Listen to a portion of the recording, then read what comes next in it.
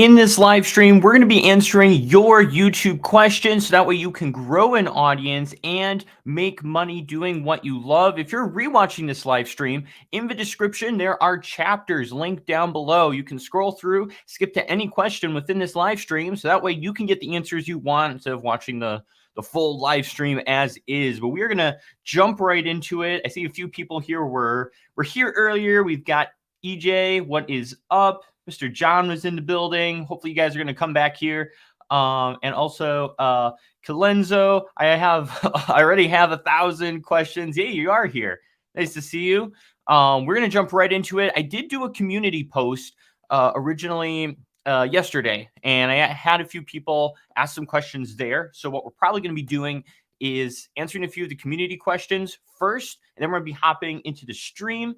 What is up, Mr. Ghost? We got Mr. John Ray. We got Clover. How's it going? We got Praveen here. Everyone's showing up. Thanks for joining the live stream. I'm doing it a little earlier today just because Nick is going from like 8 to 11, and then Daryl Eves, YouTube formula guy, is starting at 11:30. So I was like, man, I better hop on now. And so that way when people are on, because I know a lot of people like to hear Nick Nimmin. A lot of people like to hear Daryl Eves. I like to hear Daryl. So I wanted to hop on. What is up, twin sisters? Nice to see you guys here. I've been good, Ghost. I've been good. I've been busy. That's what I've been doing. But let's hop into these questions. The first question I have on here from the community post is, how can I grow to 500 subscribers fast? Asked by OB. And I think probably the fastest way to get your channel to 100 subscribers, 500 subscribers, 1,000 is probably number one. You need to make sure that you are niching down. You have only one topic for your channel. Don't be sporadic about it. Number two, you want to try and get traffic to your channel. So I think the easiest way to do that is through search, because people are actively looking for your content and you're not, competing for someone in the suggested field. So I think an easy way to pop up in search is either tutorial content, or you're talking about current events in your niche. Like if you're gaming, you talk about the latest updates that are coming out. If you are, even in like my industry where it's like filming and editing, a new update comes out for an editing app or a new camera comes out, covering that, because that's where your audience is going to be. So I think, and then also just creating content. A lot of people are like, man, I didn't get to 100 subscribers. What's going on? What's wrong with my channel? And then I go and look at their channel, because I do that when you guys do comment and I click on that channel. How can I grow? Well, let's actually do that right now. Let's see. You've posted 1, 2, 3, 4, 5, 6, 7, 8, 9, 10, only 11 videos. And you're asking how to get to 500 subscribers. It happens all the time. It's not going to happen after 11 videos. You're not going to hit up 500 subscribers. Back in the day, for every video I posted, I got one subscriber. One subscriber for one video. And so in my head, I was like, man, if I want to hit 100 subscribers, I got to post 100 videos. That should be more of the mindset. It's a long-term journey. You're not going to magically just appear at 500 subscribers, because again, you're learning a lot of skills. You got to learn how to make thumbnails. You got to learn how to write enticing titles. You have to learn how to choose good topics. Because if your topic is horrible, even if you have a good thumbnail and title, if the topic isn't interesting, no one's going to watch it. So you have to be a good topic maker. You have to be a good video editor. You have to be good presenting yourself on camera and communicating to a viewer. These are all things you have to learn. And some of those you just learn by doing it. In order to get really good on camera, you just got to shoot video and practice talking to the camera, making content, and your skills will improve. For my earlier channels, it was literally almost 100 videos before I got 100 subscribers. So think of it in a long-term gain, but the quicker way you're going to get there is by finding out what probably the easiest route is solving your audience's problems that they have. If you can do that, I think you're going to win. Just by helping people in your audience, whether that's giving them relevant information about your niche, whether that's entertaining them with interesting ideas about those topics, or just, straight up tutorials. Those will work great. What's up, Tech for Your Needs? Thanks for joining the stream. What is up, Meep City fam? Thanks for coming in. McAllen says, I'm relatively new to YouTube and still learning. Thanks for this. Absolutely. Yeah, we're going to get into everyone's questions. Also, I'm going to answer a few more from here just because people posted these questions in the community chat. And then we're going to get to your guys' questions here in the live stream if you have anything to ask. So let's hop to the next one here, which is from Zazarek. He says, do I have to get 1,000 subs in order to get paid? And the answer is no. You technically don't even need any subscribers to get paid. Now, a lot of people, when they're brand new to YouTube, they think of YouTube AdSense as the only way you can make money and become a YouTuber. And that's how people go full time on YouTube, because they make a ton of videos and get hundreds of thousands of subscribers and they're getting millions of views. And thus YouTube is the business that funds them and pays them money. But that is completely the furthest from the truth. Yeah, YouTube AdSense is good and it's nice and it's very passive. Your videos just kind of sit up on YouTube, they get views, you make money, but it's not an actual business. You can start making money right out. You can do things like affiliate marketing, where you just start talking about products that you use in your niche, and be able to make money as a result of that. A perfect example here, I'm right now learning golf, and with learning golf, I've looked up YouTube videos, and on those YouTube videos I've clicked on, those channels didn't have a lot of subscribers, but they had a lot of views. Those channels could easily market out, hey, here's this product about, there's these set of golf clubs, they're inexpensive, but they're great for beginners, and poof, I go over and I buy those golf clubs. So even in a niche like that, you could use the different products in there and start selling right out. Now, Amazon, you need to have at least 500 subscribers, but companies themselves have their own affiliate programs. You can go to literal companies and you'll go scroll down to the bottom of their website, look in that little spot there, and they have affiliate programs where they tell you, hey, just sign up here and then you'll give you links and you can put them in your description. And when people click to buy, you make money.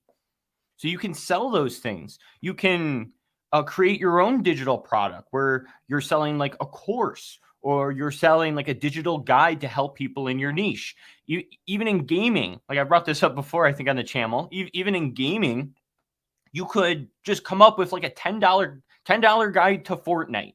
If you came up with a $10 guide that makes someone play better, it has reviews of people who might have gone through the document that you made, you could sell that. But I think the main thing is you have to, offer something. You have to have a way to actually sell something in order to get money back. So you don't need any following to get paid or to make money on YouTube.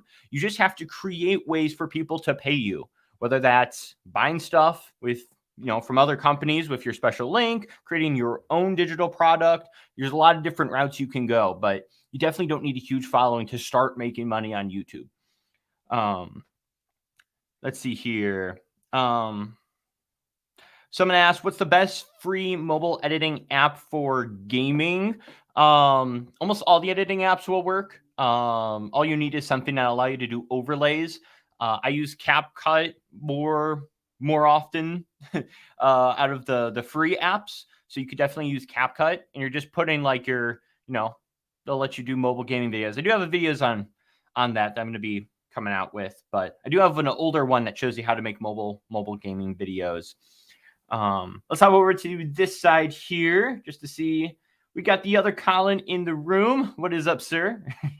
We got Relax. How to zoom in while editing, please. Yes, if you search Colin Michael zoom in effect, my video will pop right up on top. It'll show you how to do the zoom in effect within CapCut. You got to use keyframes, and I'll show you how to use keyframes. So just search Colin Michael zoom in effect. I'll pop right up on the top. Best free app, I think, for black and white video editing, any app. You just need to go into the filter section or the adjustment center. Either just turn down the saturation, that'll make it black and white. Otherwise, if you just go to the filters you know, you can just apply a filter over the entire video, and then it'll make it in black and white. So you don't really need a specific app to do that. You can just do it in while you're editing it. Just add a filter that's black and white. Let's see.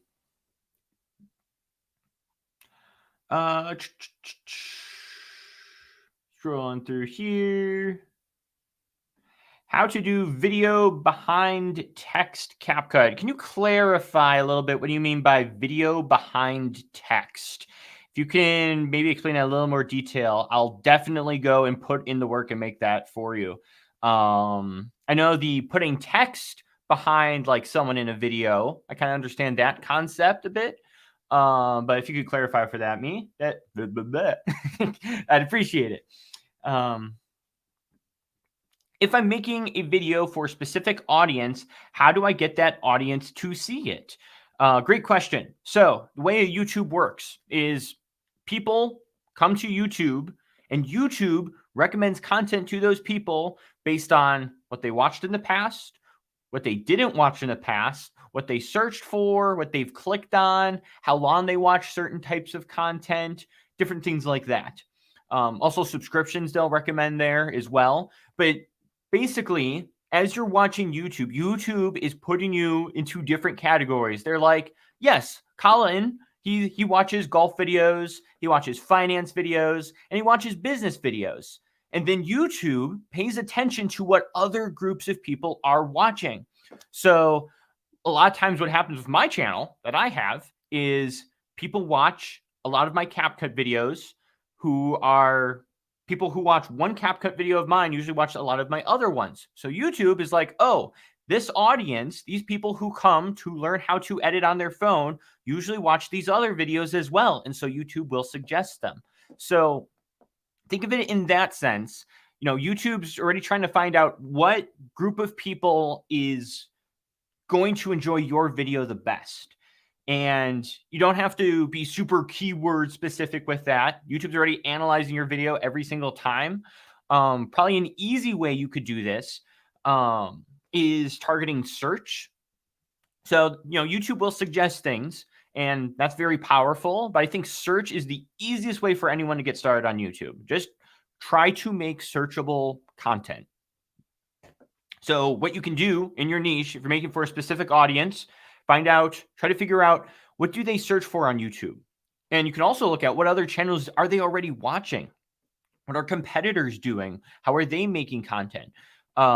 So when you find out what someone is searching for, you can then create content for them based on that. And there's different things you can do in your titles and in your thumbnails to try to make your thumbnail and title more enticing for them to click on than someone else's. You can also join like potentially Facebook groups and wherever else your audience is hanging out so you can learn more about them. The more you know your audience, the more your channel is going to grow because you can understand them. You'll know they search for these things. They like to watch these types of videos. I can see in the groups that they're a part of that they ask these types of questions and they are trying to find they're trying to solve this type of problem. So, you know, there's a lot of different ways you can get in front of that audience, but I think the easiest way to start would probably be try to make searchable content. If you can in your niche, make tutorials. That's what I do. Otherwise, figure out, you know, what type of things they're normally searching for, and then make content, you know, within that topic, and then focus on getting people to click on those videos. Let's see here. Oh, wow. A lot of comments are coming in. Hello, everyone.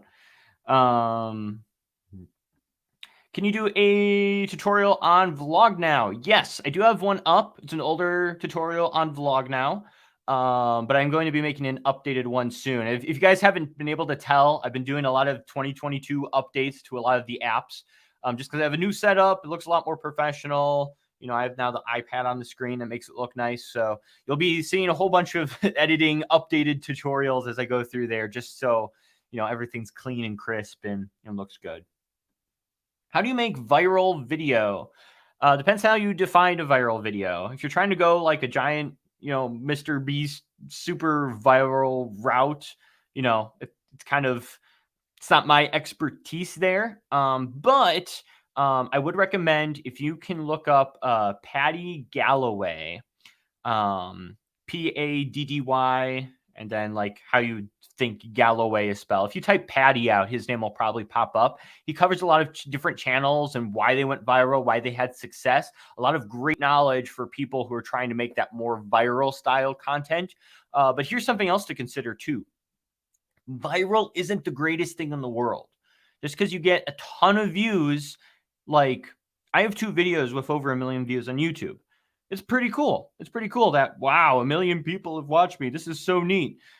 But then like a day or like a week later, it's not anything great anymore. It's just like, oh yeah, 1 million people saw me, whatever. Like you don't have this like change or like, wow, this is so amazing. Like it, it just is what it is. It just happens.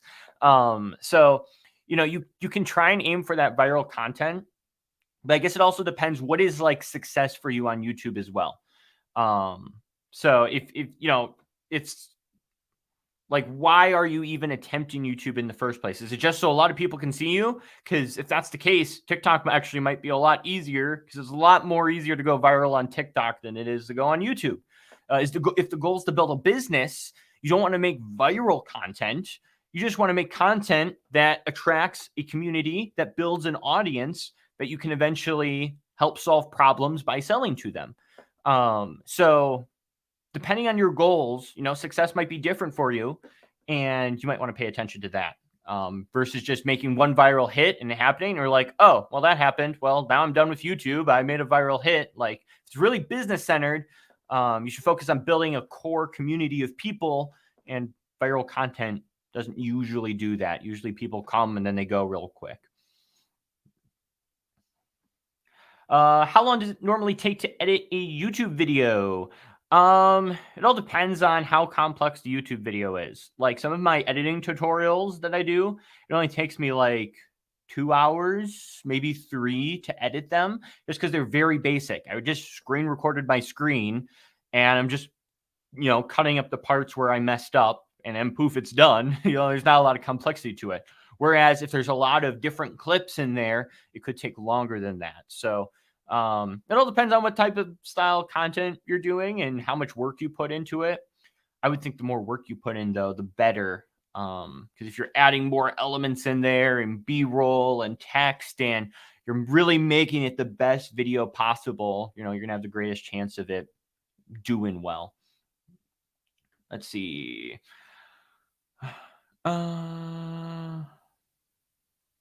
Whenever I use your tips, they don't work. What? I'll have to check out your channel and see what's going on. I'll take a look here. I wonder, actually, Mr. Kilenzo. Let's see what your channel is about, just so I can better help you on here. I don't see any of my tips being used on here, Mr. Kilenzo. Not to call you out like this. For example, Mr. Kilenzo, your titles. You're titling things Fortnite Montage Lemonade. Who is searching Fortnite Montage Lemonade on YouTube? No one is. No one's typing that into the search bar. How is someone supposed to find your content if you're just titling it Fortnite Montage Payphone or Fortnite Solo Dub? That's not going to be found. It is not search-based content. If there's one thing I drill into people, it is just target search, make tutorials. Target search, make tutorials. No matter what niche you're in, you need to make tutorials, because that's how people can find you a whole lot easier than trying to compete with people who've been making videos for 10 years, like Ninja, who already have great thumbnail skills, who already have great pacing and can tell great stories and can make content interesting and have been live streaming thousands and thousands of hours. So they're very good with communicating with their audience, staying entertaining through a live stream. They have all that experience. So it's a lot easier to target search. Your most recent regular video, unboxing Funko Pops, read description. Why would I want to click on that? Why would anyone interested in Funko Pops want to click on that? They wouldn't. So if you are in like a Fortnite niche, this would be my advice. If you are in Fortnite and you're wanting to get a Fortnite audience to watch, maybe you just play the game, you first need to build that audience up. So what you can do is you can target search. I am actually putting together a video and I'm right now gathering all these different things to show easy research tactics. I found easy attempts for Roblox videos. I found easy spots anyone could go in to make Fortnite videos. I found easy spots for all these different categories. I'm going to put them all together and show people how you find these things. But every time an update comes out for Fortnite, I wonder if I actually have some of those video ideas still saved, because I put it together in a playlist just because it was super cool. All right. These are videos that are performing right now really well in Fortnite. Top 5 hiding spots in Chapter 3, Season 2. Okay? That is a very specific title. People who are looking for hiding spots, like me, who don't want to get shot in Fortnite and just want to make it to the top 10, so I'm hiding in a bush. The top 5 hiding spots in where? The most recent, I think they're in Season 3 right now, if I'm not mistaken, but the most recent update. This is how you do this. A new update just came out. Here's all the best things you can do within this new update. Because guess what? People are going to the search bar and they're searching, oh, what's going on with this update? They're going to consume all the content within the new update so they can be the best player possible. So this person, top 5 hiding spots in Chapter 3, Season 2, is adding value to them. Ranking every Fortnite chapter. That video performed really well. How to dominate Fortnite no building. Okay, that just happened a few months ago. Fortnite went from building, you can do all these cool building stuff, to, oh, now you can't build. Someone made a video on how to dominate Fortnite no building, how to be a better player in the new mode, and they got 63,000 views with a smaller channel. They were adding value to the community. Just making a montage doesn't add value to the community. So maybe put it in that aspect in your next future videos, because I want you to come back to this live stream. I want you to say, yes, this has worked. Add value to your community. Add value to the niche. Just putting up montages or let's play or different things like that doesn't bring value to anyone. Some people who are really, really good at games, they can put out videos on just playing the game because they're so good and they're getting like 30, 40 kill rounds and they're this amazing person. But I ranted on this a little bit long enough. But don't come in here telling me my tips don't work if you haven't even implemented any of my tips. Come on. I want people to leave today. We got 19 people here. Leave today and go make some tutorial content that is search-based. You're going to find a topic that has, maybe just go back and watch my video on this. I'm going to be doing one this next week coming out. But you're going to search up topics and you're going to look at those top videos and you're going to find videos where there are more viewers than subscribers watching the video. That's your key for a good topic. You're then going to go make a similar video. You're going to make a better thumbnail than them. You're going to compare your thumbnail to their thumbnail. You're going to compare your title to their title and make it more enticing. You're going to do all those things. You're going to come back here and you're going to be like, hey, this is getting views. Hey, I'm getting traffic to my channel. Huh. When I add value to an audience, it causes them to watch. So that's my rant. We'll move on to other questions. But one thing I do want to share. Yesterday, I spent, what's this little thing I'm doing? I don't know. What am I doing here? Yesterday, I spent 3 hours working on a thumbnail. 3 hours. Remember when I just told you it took me 3 hours? For people who are watching, it took me 3 hours to edit a video. I spent 3 hours designing a thumbnail. I made so many different types of thumbnails. If we go into my iPad and scroll through all the thumbnails I designed, there's tons of them because I didn't stop at the first one. I was like, okay, that's okay, but let me compare it to these other ones. And that doesn't stand out. Here, let me try this. Let me add these words here. Hey, let me put this here because I think this is going to appeal to this audience more. Okay, let me add these, this image here. Let me put this in the background. I spent 3 hours designing a thumbnail. Well, a lot of you guys are spending either 0 minutes or maybe 10 or 15 minutes designing a thumbnail. That's a huge difference. It's a huge difference. And it makes a difference because as you make changes to your thumbnails and do different iterations and you make multiple ones, that first one you made, you'd be like, man, that was a good thumbnail. I really like this. But that fifth one, you're like, this is next level. The way you get to those next level thumbnails and get people to actually click on your videos is by learning and putting in work and actually designing and spending time messing around with things, seeing what works, seeing what doesn't, and then taking that thumbnail and then going to the YouTube page with similar topics to yours and seeing, okay, my thumbnail looks like this. What does theirs look like? Okay, what does mine look like compared to this one? What does mine look like compared to that one? And you are trying to make the best possible thumbnail out there. That's going to get you the extra leap ahead. That's going to make you win on YouTube. All right, let's move on here. I am so far behind with these comments. I apologize. That was a long rant. All right. Does InShot enable you to zoom? I'm going to try and get through these. If I'm skipping some of these, I'll try to answer them all. We'll do a little rapid round just so I can catch up, and then we can get to some more questions here. Does InShot enable you to zoom in the video? I believe so. If you use keyframes, it'll allow you to place keyframe before, keyframe after, zoom in. I do have a keyframes tutorial on InShot, but it should let you do the zoom in effect. Do you like the latest KineMaster update? I think it's yes, I do like it. I think having more templates within KineMaster is super nice because if they can get the community involved, now there's all these cool templates you can use within KineMaster. That's just going to help us all make better content. So I do like it. How to make a first YouTube live stream successful. I think I only got like 3 to 5 people in my first live stream at max, maybe like 1 or 2, so maybe have a planned topic to start just so that way if no one's in the room and you're just sitting there like, just waiting for people to join. Hey, one person joined. How are you? Have something planned. Like with this live stream, I asked people before I did the live stream a whole bunch of comments on my phone. Just because that way, if no one joined and no one was asking questions right when I started, I'm like, okay, guys, ask questions. Let's go. I'm just sitting there twiddling my thumbs.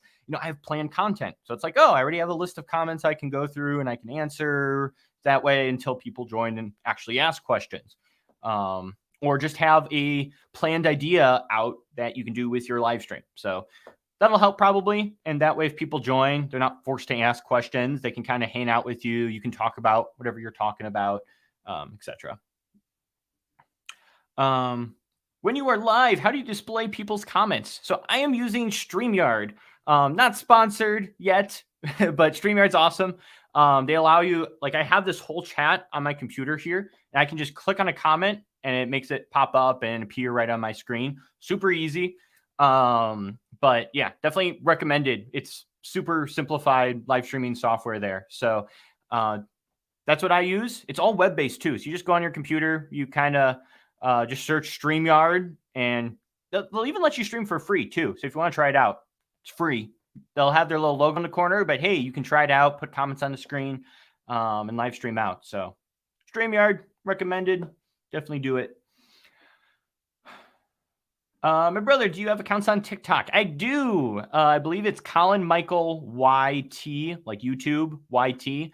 Upload some stuff there, but currently working on making more content. So many platforms to manage. So sometimes I forget about TikTok and focus more on YouTube, but I do exist somewhat on there. Let's see.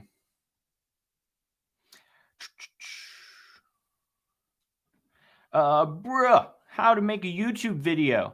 If you click on my little face on the on my channel, there is an entire playlist on how to start a YouTube channel. So you'll learn how to start it, you'll learn how to edit. It's gonna walk you through the entire YouTube process. So just click on my name on your YouTube page there, top playlist, how to start a YouTube channel and make YouTube videos with your phone.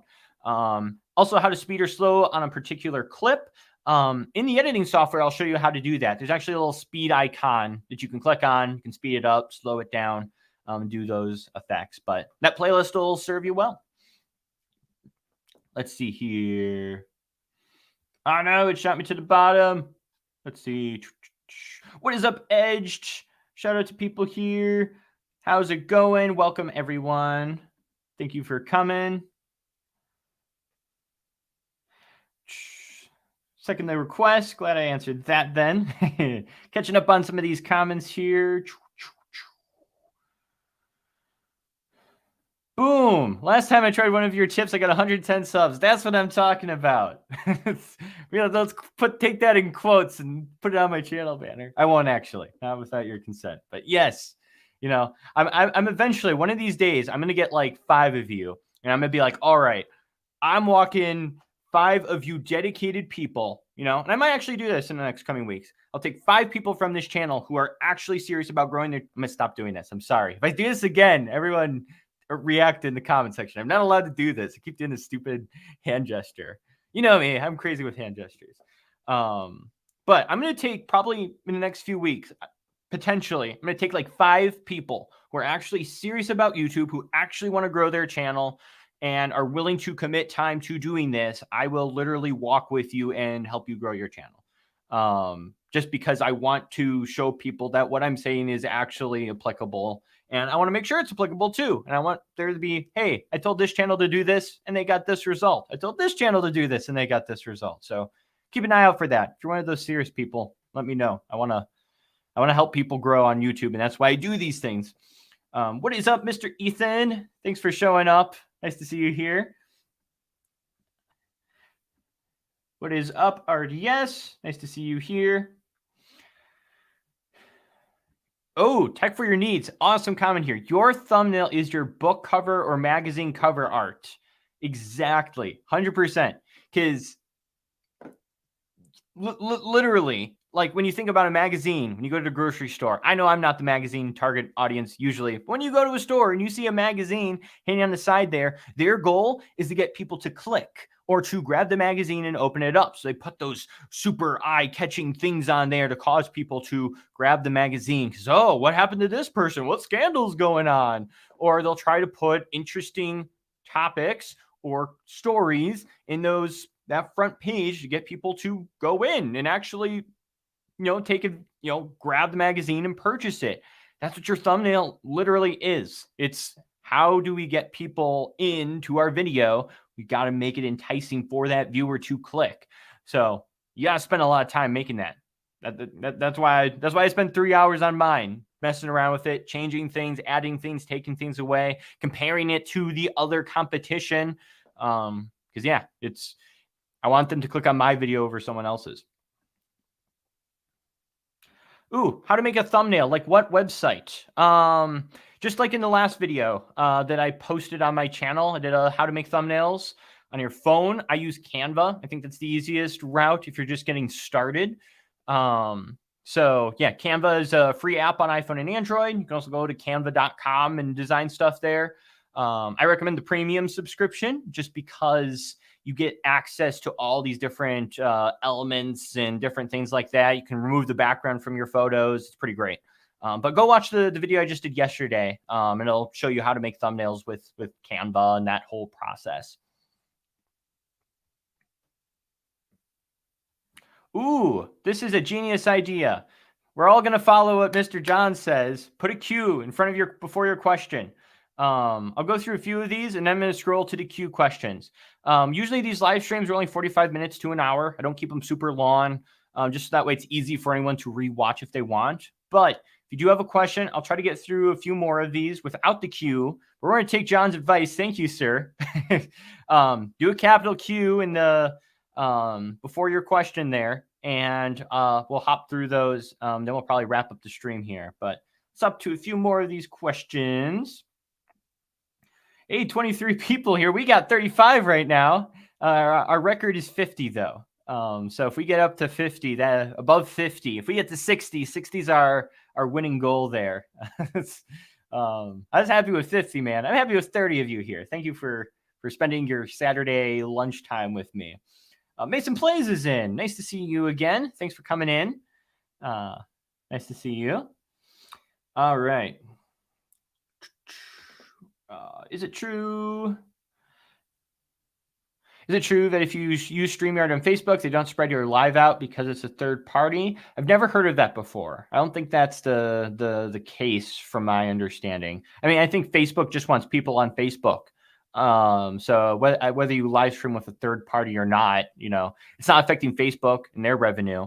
So I think you should probably be fine. But don't quote me on that. I'm not a Facebook expert. Any news about new version of LumaFusion? I have not heard anything more recently, but I'm sure whatever they've got in the works is going to be spectacular. Their new stabilizer feature that they came out with it was like 6 months to a year ago, but it's amazing. It's like a warp stabilizer straight out of like Premiere Pro that stabilizes your footage using software, and it's legit.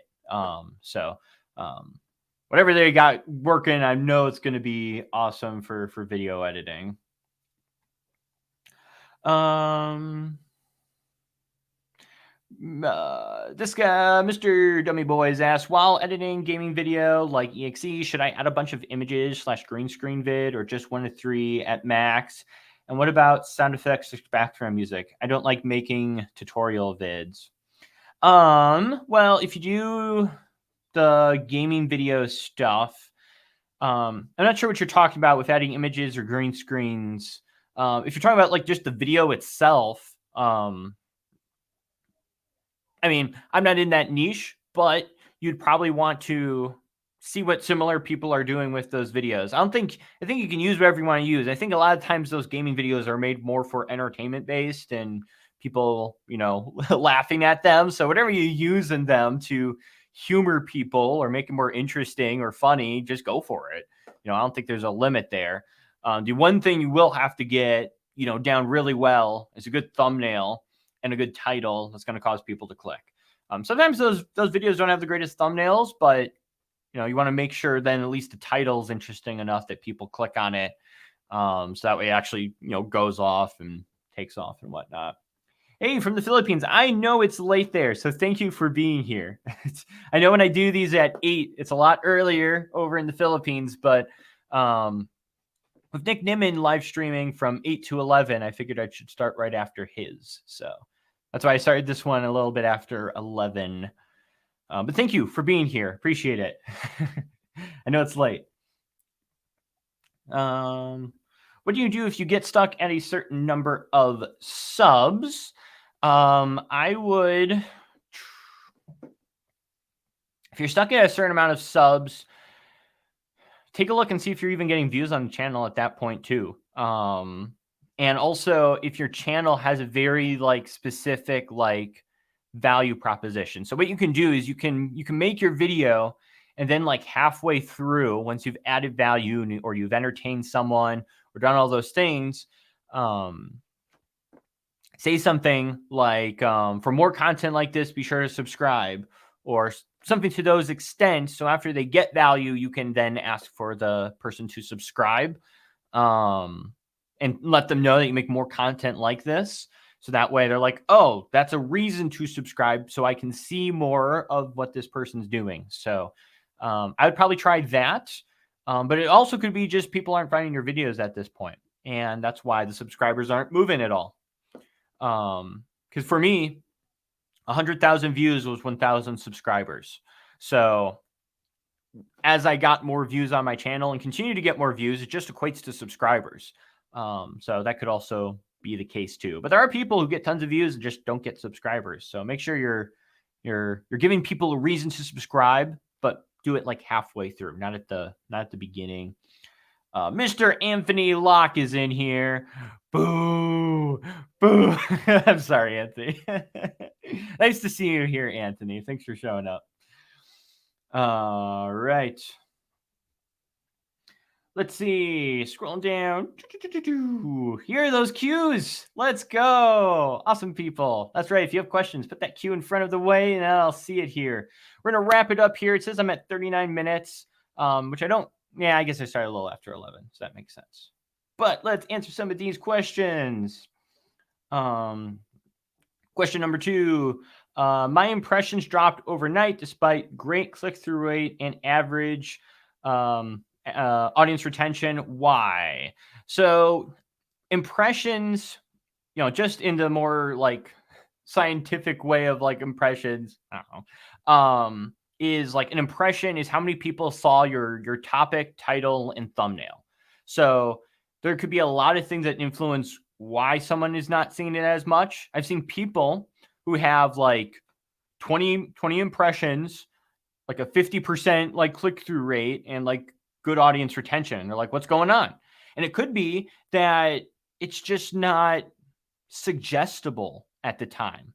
So if I made like let's see, like a super niche subject, like this is the first thing that come, like how to maintenance Sony ZV-1 batteries, I might get like a 50% click-through rate for everyone who looks up this topic of how to maintenance Sony ZV-1 batteries, but how many people are actually looking for this video?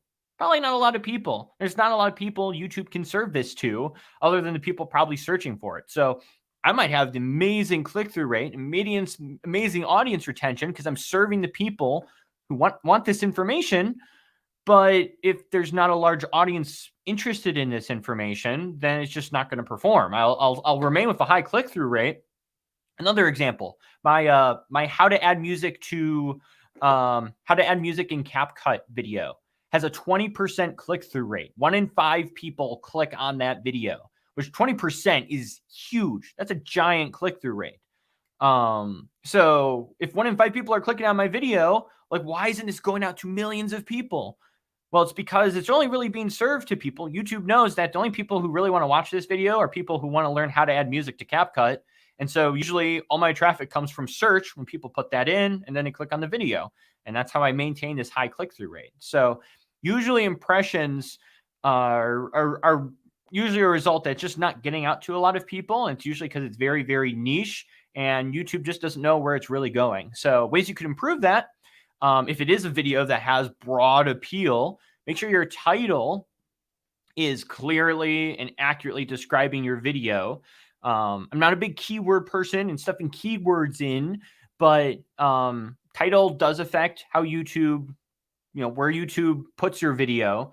Your description does matter. So I usually tell people put 1 to 2 sentences in the description explaining the video, because sometimes people on computer will see that description and they'll be like, oh, I want to click on this. I can see in this description someone put in here, like, if you're trying to do this, you're going to want to watch this video. Or if you watch the best gameplay ever, or, something like that, entice people to click in that 1 to 2 sentences while also explaining the video. But usually that's the reason why impressions are low, is it's just not a topic that is broad that YouTube can find people who are interested in that topic. It's usually a result of a title as well.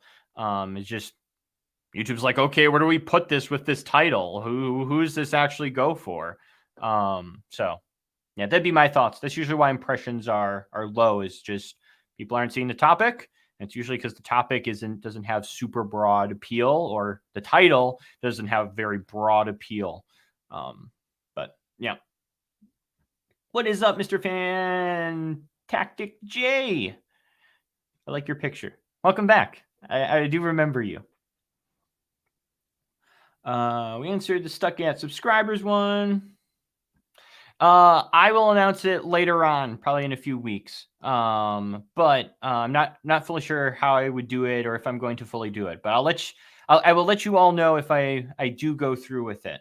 It'll probably be like an application process, just to make sure I'm not everyone's just like applying, but I'm getting like real dedicated people. But Praveen, you're definitely welcome when I do go through with this. All right, let's keep going.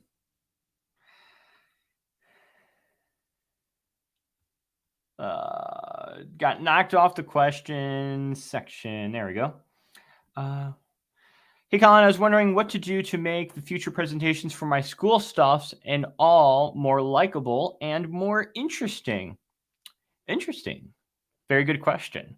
I guess it all depends what your presentations are about for school and what you're kind of going for. I think the one thing to make videos really interesting is adding different elements and scenes. into it, the first thing I think of when I hear your question is simplified history. If you're not familiar with simplified history, the YouTube channel, it covers like, a lot of the big historical events, but simplified, and it uses fun animations and stuff. I'm obviously not telling you to go and animate a super like 2 week long thing for school stuff, but you can use different scenes and different elements. You could probably use keyframes to an extent to cause like, different maybe characters from that school project to slide onto the screen and do different things like that. But yeah, I think you just using a mix of those different effects and stuff. I know for at least the CapCut side, I have a playlist where I go through a lot of different effects you can do. And then, probably get some inspiration from other people doing different projects. Like there's a lot of people who do documentary style or other type of historical projects on YouTube who talk about those topics, and you can get inspiration from them and see, oh, I like how they presented this, how they made the text go on, and you can, replicate that with whatever, editing, whatever video editing software you're using. What is your favorite mobile editing software? LumaFusion, 100% all the way. I am obsessed with LumaFusion. Yeah, I cannot imagine editing without it. There's just so many things that work in its favor to help me get through a project. It's great. Is iMovie a good editor, or should I switch to CapCut? Use whatever editor you're good with. For example, I love LumaFusion. So I usually stay working with LumaFusion. I've tried going over to Premiere Pro on a computer, which is professional grade software. And I'm just not as fast in it. And I've tried multiple times to get better at it and increase my speed, but there's nothing like grabbing my iPad, sitting on the couch, and just editing something right there. Be able to take it with me anywhere I go. So I'm LumaFusion obsessed. There's things I'll do in Premiere Pro. Sometimes I'll use multiple editing apps. Like for my last video, I talked about like replacing the background with a bright color, and this little purple thing came out and it was like a green screen was almost behind me, but there wasn't. I actually used CapCut for that because CapCut allows you to remove your background without a green screen. So I hopped over there, put one video in there, did the green screen effect, came back to LumaFusion with that clip and continued editing my project. So you don't have to be locked to one editor. There's cooler, CapCut has cooler transitions and text effects. So if it's easier to compose everything in iMovie and then bring it over to CapCut by just saving it to your camera roll and then importing it into CapCut and then doing everything else there, you could do that. And that makes the best of both worlds. And that's what I'm kind of doing with LumaFusion and Premiere Pro. Let's see.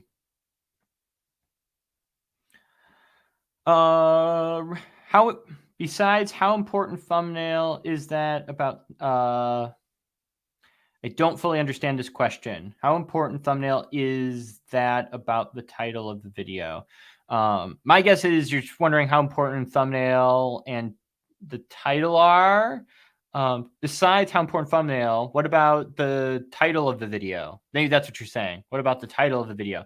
Title's important too. So probably the 3 things every single person here needs to focus on more, including myself. That's what I'm consistently focused on, is getting people focusing on my topic, title, thumbnail. Just topic, title, and thumbnail. Nailing those. If you can nail those 3, don't worry about anything else. Like, I'm not even worried about anything else. I'm not worried about audience retention right now. I am to an extent. I'm paying attention. I'm making sure I'm not repeating myself. I'm making sure that I'm getting through the content quickly and not boring anyone and putting things up on the screen to keep people interested.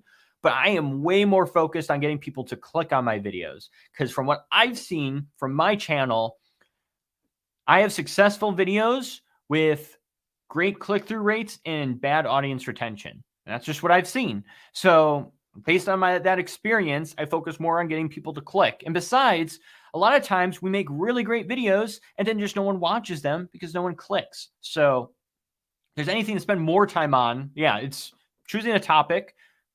Topic's super important. If there's not a good topic, your title and thumbnail don't matter. If my topic is cleaning Sony ZV-1 batteries, title and thumbnail isn't going to save that. It's not going to cause people to watch the video more. It was a poor topic. So choosing the right topic's important, and then making a good title and thumbnail to go along with it. I'd imagine a lot of these bigger creators spend a lot of time thinking about topic first, and then they figure out the title and the thumbnail, and then they shoot the video. Because if no one's going to click on the video in the first place, there's no point of going through all the work and spending hours making that content. So that should be like 80% of your focus, and then like 20% on the video, I would think, to put that into perspective. Hi, Colin. I would love to know your thoughts on faceless channels like mine.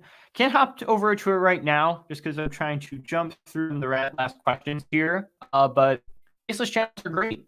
A lot of them work out really, really well. Some people don't want to show their face, and that's fine. But you definitely can be successful with a faceless channel. You don't necessarily have to have a face. That's right, Anthony. I'll get to your question. I saw it down there. Let's see. What's the best mobile editing software for gaming videos? Same thing, whatever you're most comfortable with. CapCut has a lot of cool effects that you can put in. So I usually lean more towards CapCut, but whatever you're most comfortable with, I would think. Let's see. Where is it? There it is. There it is. Well, first, let's say hi. What is up, Kia? What is up, Harry? Thanks for coming in. Anthony, does that mean you're not going to come to my live stream tomorrow evening, Colin, since you were booing me? That's right, Anthony. Boo. I'll come boo you live on stage, and then I'll get booted out of your live stream. Sunday's usually family day, but I'll see if I can hop on, though, real quick, and hang out for a bit. Usually evening we're starting to chill out and relax, but we'll see. We'll see. I'd love to come boo you live. Funny. Can you make time lapse with CapCut? Potentially, I think so. Technically, just speed up the video and then be sort of a live stream, but it's probably better to make a live stream first. Like turn on time lapse. Why am I saying live stream? Turn on time lapse first on your phone and record a time-lapse video and then put it into CapCut versus trying to turn a video into a time-lapse, which is probably just speeding up the video a whole bunch of times. Is there any way we can collaborate? Sure. Shoot me an email. I think I've got my email on my website and in my About section. So yeah, let me know what we're collabing. I am open to all collaborations. If you want to collab with me, shoot me an email. We'll figure out a way to hang out, do something. Let's see. Oh, Anthony's saying Adobe Premiere Pro is too good for me. Yeah, what are you using, Anthony? Using a Premiere Pro? Darn Apple user, Anthony. It's funny. Question. So my videos are doing pretty well right now. So can you give me some advice for a better thumbnail? Well, for the sake of time, I can't. I don't want to go over your channel just because we're probably wrapping this up here. But actually, let me do this. I'm gonna take a picture and then I'll go take a look at your thumbnails. But as general advice, what I would recommend is looking at competitors in your niche. Find different channels, some larger, some mid-range, some mid-range to large channels that are in your niche, and see how they're designing their thumbnails. They are a gold mine because they've already gone through all the work of figuring out what thumbnails work best for that audience. And if that's your same audience that you're trying to appeal to, you can get inspired by their different styles. What do they use as a background? Is it colorful or is it realistic? What text are they putting on the screen? What kind of hooks are they using in their thumbnails? What's that end goal of the audience that they're appealing to in their titles and their thumbnails and everything? And their hook, how they edit, all that stuff, So I look at your competitors, see how they're designing thumbnails. Because my thumbnails and Think Media's thumbnails and vidIQ's thumbnails and somewhat like Film Riot and Channel Makers, we all have bright, colorful backgrounds a lot of the times. That's because that's what appeals to this type of audience. So we're all pretty similar. Or Justin Brown too. We're all very similar appeals there, where it's usually bright colors and everything. So So that'd be my advice. What is up, sir? Thank you for coming in. That I do not know. Hello, welcome everyone. Thanks for hopping in here. I am not Bangladeshi.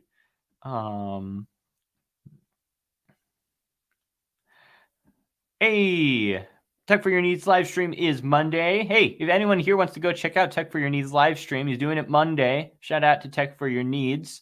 I might show up. So yeah, Monday might be doable because yeah, it's not a Sunday family day. All right, we'll do one more question here. So my process of making a video is think about the topic, then record material, do thumbnail, and then edit the actual video, then figure out the title in a nutshell. Okay. So what kind of content do you do, sir? That's probably the more important question there. Let me see if I can pull you up. Looks like Roblox. So what I would probably do first, if you are in Roblox, just what it looks like from your channel, I would focus on topic first. I'd focus on title, and I'd also focus on thumbnail before you even shoot the video. And you want to look at how some of those top Roblox players design their thumbnails too. I've seen a lot of them out there just because I've been doing some research there. Yeah, look at those competitors, how they're designing their thumbnails, what they're putting in their titles to make it more enticing. You want to make sure you nail that first before you even shoot the video. Because if you shoot the video and the thumbnail's not good, then no one watches. So that's what I would do, in my opinion. Do that topic first. I think that's great. But then do the thumbnail and the title first and have that figured out before you actually shoot the content. Because then you know which direction you're going with your video. And it'll help, because when someone clicks on your video, those first few seconds, they want to see if, this video is worth watching. Is it actually on this topic? Is the person going to drag on a super long intro and I'm never going to get to the content? So when you start with the title and the thumbnail and the topic in mind first, you know how to start your video and hook the audience through till the end. We got one more cue here. Is Final Cut Pro worth for a newbie? If you have the money, go for it. I mean, there's a learning curve with a lot of these more complex editing softwares like Final Cut Pro or Premiere Pro and all that. I'd say go for it if you want to just get started working with it. But if you haven't used iMovie yet, probably start there first and make sure you've got iMovie down and then hop over the Final Cut because they are very similar. Made by the same person. iMovie is just a more simplified version. But yeah, all right. I'm gonna go out. I gotta go eat some lunch and drink some more coffee and do stuff. But thanks for joining the live stream. Appreciate you all being here. And I will see you guys next time I go live. Next Saturday, same bat time, same bat channel. We'll see you all next week.